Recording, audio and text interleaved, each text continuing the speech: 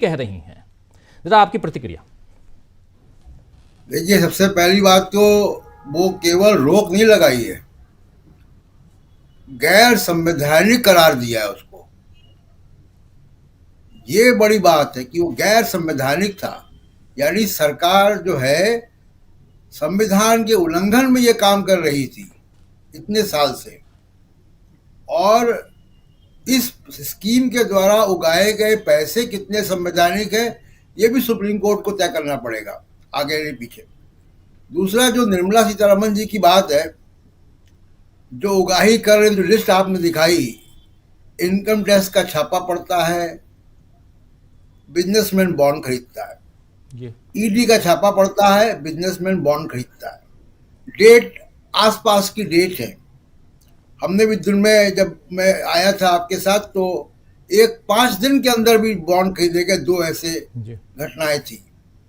जिस lottery king के बारे में बात हो रही है राजीव जी, मार्टिन, वो साहब अपनी कंपनी के 6 गुना ज्यादा पैसे का, प्रॉफिट का 6 गुना ज्यादा पैसे का बॉन्ड खरीद रहे थे। उनकी कंपनी का पेड अप कैपिटल है 10 करोड़ रुपए।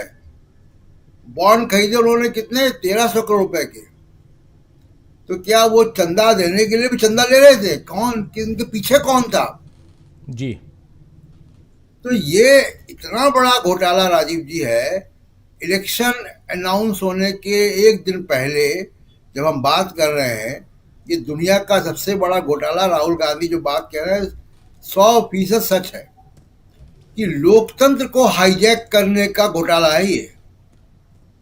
जी केवल पब्लिक मनी की लूट नहीं है, उस लोकतंत्र को जिसको तमाम कुर्बानियां दे के बनाया गया, जो अचीव किया हमारे देश ने, उसको हाईजैक करने का पूरा ये स्कीम चल रही थी। इसलिए सुप्रीम कोर्ट ने इसको गैर संवैधानिक कहा है। जी दूसरी बात देखिए, कल दोपहर के 3 बजे के बाद से मोदी साहब केयर टेकर प्रधानमंत्री रह जाएंगे।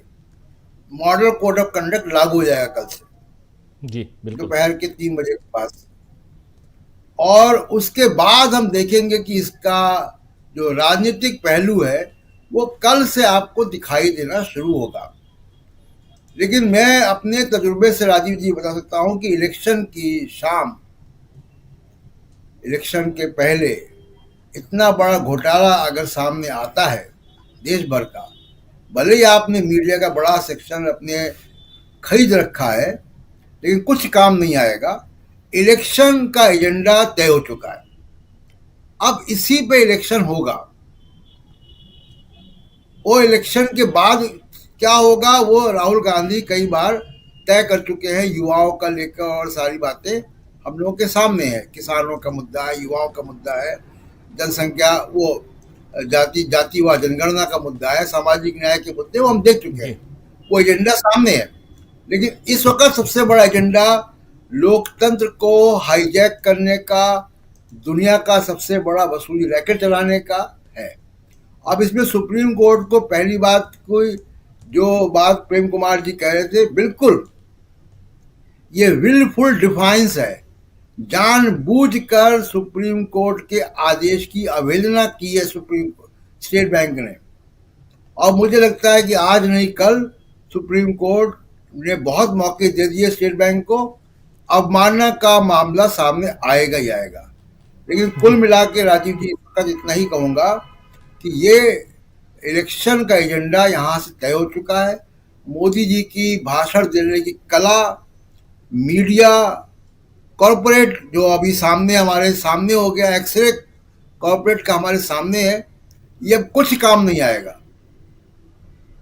बहुत से बिल्कुल लोग राजीव जी, बोफोर्स के समय भी तमाम कांग्रेस के लोग कहते थे कि बोफोर्स किसी को समझ में नहीं आएगा, और कैसा लोगों को समझ में आया। तो इलेक्टोरल बॉन्ड भी देश की जनता को समझ में आ गया है, और स्टेट बैंक और ईडी इस मामले में बिल्कुल एक्सपोज हो चुके हैं। जी जिसके ऊपर चोरी का आरोप है, अगर वो तलाशी देने से बच रहा है तो जनता जानती है कि क्यों बच रहा है। परसों तमाम दल एक साथ आएंगे। क्लोजिंग कमेंट प्रशांत टंडन जी। राजीव जी, बहुत संक्षेप में अपनी बात रखूंगा। एक तो ये कि देखिए, राहुल गांधी ने पिछले 1-1.5 साल में जोड़ो यात्रा के दौरान पूरे देश को तैयार तो कर दिया, एक नैरेटिव दे दिया, एक तस्वीर उन्होंने बना दी थी। सुप्रीम कोर्ट ने दीवार में कील ठोक दी उस तस्वीर को टांगने के लिए। ये काम सुप्रीम कोर्ट ने किया है। अब देखिए, यहां से मोदी साहब की यात्रा कहां से शुरू होती है। जो गर्ग साहब कह रहे थे, वो ये कहते हुए आए थे कि न खाऊंगा न खाने दूंगा। अब आप देखिए, 18,000 रिकॉर्ड्स हैं अभी, खाऊंगा और न खाने दूंगा के। तो और ये रोज, जैसे मैं पहले कह रहा हूं, अभी तो 24 घंटे हुए जब हम आप बात कर रहे हैं। कल जब हम ये प्रोग्राम कर रहे थे तभी ये लिस्ट आई थी। 24 घंटे में कितनी टनों सूचनाएं बाहर आ गई हैं कि जवाब देते नहीं बन रहा है। जो दिन भर में 5 बार कपड़े बदलते थे, उनके तन में कुछ बचा नहीं है। अब आप देखिए कि अगले कुछ दिनों में क्या क्या चीजें आएंगी। और एक बार वो जो कोड है उसको आने दीजिए, वो कोड से मिलान के बाद क्या क्या सूचनाएं आएंगी। अभी तो इसमें विदेशी कंपनियां नहीं आई हैं, अभी इसमें रक्षा सौदे नहीं आए हैं, तमाम चीजें नहीं आई हैं। तो बहुत कुछ आएगा।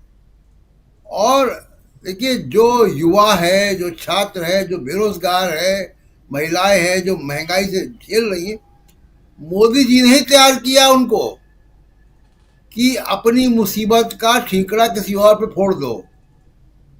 जी, अब वो समाज तैयार है। और चुनाव देखिए नैरेटिव पे होते हैं, नैरेटिव इस बार तैयार है। अब मोदी जी के हाथ में कुछ बचा नहीं है। और एक चीज, आखिरी बात, देखिए, हम लोग जो सामने दिख रहे होते हैं प्लेयर्स, उनकी चर्चा करते हैं, तो मेरी निगाह कई बार वहां भी जाती है जिसके हाथ में कठपुतली की डोर होती है। तमाम सारे वो लोग जो पर्दे के पीछे होते हैं और जो बहुत कुछ जहर पिए हुए होते हैं, उनका वक्त अब आ रहा है। कल के बाद, जैसे मैंने कहा कि कल के बाद Narendra Modi ji care taker prime minister होंगे। वो कोई संसद का अधिवेशन नहीं बुला सकते, वो लोकसभा नहीं भंग कर सकते, वो तमाम चीजें नहीं कर सकते हैं। कल के बाद किसी के ट्रांसफर पोस्टिंग कैंसिल नहीं कर सकते जब तक कि बहुत जरूरी ना हो। उसके बाद ये जो बहुत सारे अध्यक्ष लोग हैं, ये अपना काम शुरू करेंगे। तो आप देखिएगा कि चुनाव किस दिशा में जाएगा। और ये जो अभी 24 घंटा लगा है ये सूचना आने में, इस तरीके की न जाने कितनी सूचनाएं आएंगी। मोदी बिल्कुल। साहब अकेले इसका सामना नहीं कर पाएंगे। ये चुनाव उनके हाथ से जा चुका है। राजीव जी। जी, चुनाव हाथ से जा चुका है। अब चुनाव को अपने हाथ में कैसे लेके आते हैं नरेंद्र मोदी, ये देखना होगा। लेकिन कल 3 बजे चुनाव की घोषणा हो रही है और उससे पहले जितनी सारी चीजें धरातल पे हैं, और खासकर जैसे अभी बता रहे थे प्रशांत टंडन जी की तस्वीर तो बना दी राहुल गांधी ने, लेकिन उसको दीवार में टांगने के लिए जो कील ठोकना होता है वो काम सुप्रीम कोर्ट ने कर दिया है। तो यहां से वो